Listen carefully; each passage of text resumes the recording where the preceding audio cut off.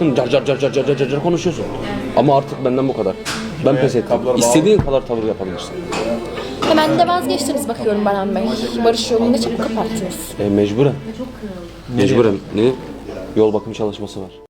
Herkese merhaba arkadaşlar, kanalıma hoş geldiniz. Yine yepyeni bir videoyla karşınızdayız. Kan Çiçekleri dizi oyuncuları Yağmur Yüksel ve Barış Baktaş'tan setin son gününden yepyeni görüntüler geldi. Biz de anında sizlerle paylaşıyoruz. Umarım videomuzu beğenirsiniz.